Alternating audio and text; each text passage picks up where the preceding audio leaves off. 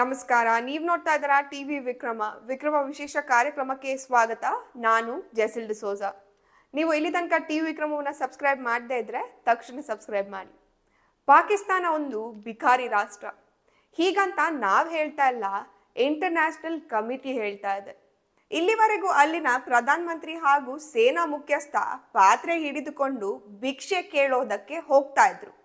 ಆದ್ರೆ ಈಗ ಹಜ್ನ ಹೆಸರಲ್ಲಿ ಜನ ಸೌದಿಗೆ ಹೋಗ್ತಾ ಇದ್ದಾರೆ. ತಿರ್ಗೋದಕ್ಕೆ ಅಲ್ಲ, ಅಲ್ಲಿ ಭಿಕ್ಷೆ ಬೇಡೋಕೆ. ಯಾಕಂದ್ರೆ ಹಜ್ನ ಹೆಸರಲ್ಲಿ ಮಾತ್ರ ವೀಸಾ ಸಿಗೋದು. ಸೌದಿ ಅರೇಬಿಯಾ ಈಗ ಪಾಕಿಸ್ತಾನಕ್ಕೆ ಗದರಿಸಿದೆ. ಪಾಕಿಸ್ತಾನದ ಲಾಹೋರ್ನ ಹೈಕೋರ್ಟ್ನಲ್ಲಿ ಒಂದು ಆ್ಯಪ್ ಅನ್ನ ರೆಡಿ ಮಾಡೋಕೆ ಹೊರಟಿದೆ. ಇದರಿಂದ ಭಿಕ್ಷಕರನ್ನ ಟ್ರ್ಯಾಕ್ ಮಾಡ್ಬೋದಂತೆ.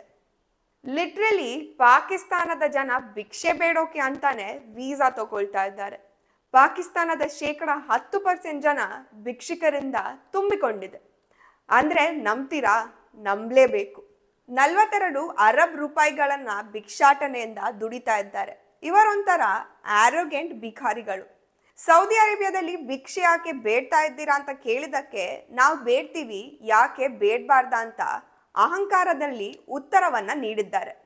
ಈ ರೀತಿ ವರ್ತನೆಯಿಂದ 4928 ಜನರನ್ನ ಸೌದಿ ಜೈಲಲ್ಲಿ ಹಾಕಿದ್ದಾರೆ. ಇದರಲ್ಲಿ 4300 ಜನರನ್ನ ವಾಪಸ್ ಕರೆದುಕೊಂಡು ಹೋಗಿ ಅಂತ ಪಾಕಿಸ್ತಾನಕ್ಕೆ ಹೇಳಿದೆ. ಕುವೈಟ್, ದುಬೈ ಇಂತಹ ದೇಶಗಳಲ್ಲಿ ಪಾಕಿಸ್ತಾನದವರನ್ನ ತಮ್ಮ ದೇಶಕ್ಕೆ ಸೇರಿಸಿಕೊಳ್ಳೋದಕ್ಕೆ ತುಂಬಾ ರೆಸ್ಟ್ರಿಕ್ಷನ್ ಅನ್ನ ಮಾಡಿದ್ದಾರೆ. ಹೀಗೆ ಎಲ್ಲಿ ಬೇಕಾದ್ರೂ ಅಲ್ಲಿ ನಿಂತು ಭಿಕ್ಷೆಯನ್ನ ಬೇಡ್ತಾರೆ ಅಂತ. ಪಾಕಿಸ್ತಾನದಲ್ಲಿ 2.2 ಕೋಟಿ ಭಿಕ್ಷುಕರಿದ್ದಾರೆ. ವಿದೇಶದಲ್ಲಿರುವ ಟೋಟಲ್ ಭಿಕ್ಷುಕರಲ್ಲಿ 90% ಪಾಕಿಸ್ತಾನಿಗಳೇ ಇದ್ದಾರೆ.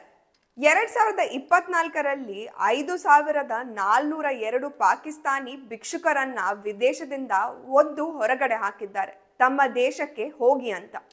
ಸೌದಿ ಒಂದೇ ದೇಶದಿಂದ 4498 ಭಿಕ್ಷುಕರನ್ನ ಪಾಕಿಸ್ತಾನಕ್ಕೆ ವಾಪಸ್ ಕಳಿಸಿದ್ದಾರೆ. ಇರಾಕ್ನಿಂದ 242 ಭಿಕ್ಷುಕರನ್ನ ಓಡಿಸಿದ್ದಾರೆ.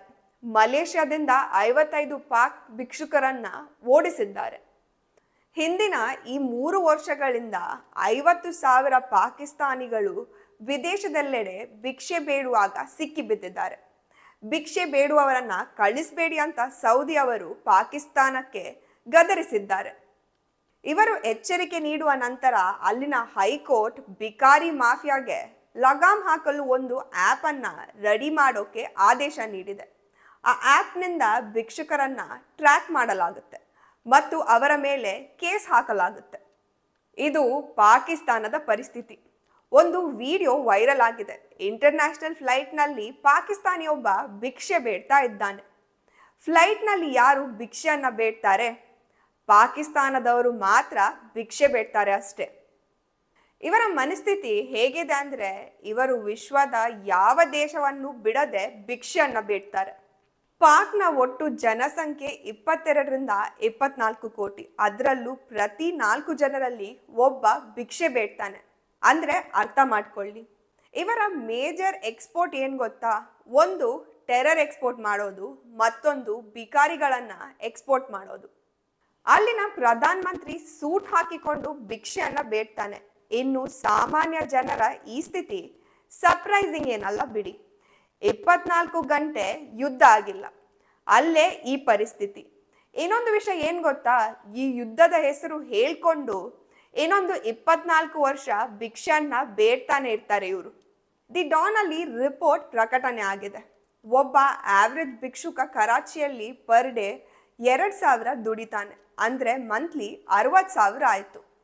ಓದು ಬರಹ ಕಲಿತವರು ಪಾಕ್ನಲ್ಲಿ 25ರಿಂದ 50,000 ತಿಂಗಳಿಗೆ ದುಡಿತಾರೆ.